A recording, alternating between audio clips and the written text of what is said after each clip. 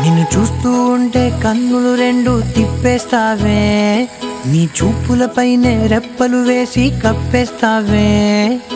కనిపించని దేవుణ్ణే కన్నార్పక చూస్తావే, కన్నుల ఎదుటే నేనుంటే కాదంటున్నావే. చూపే బంగారు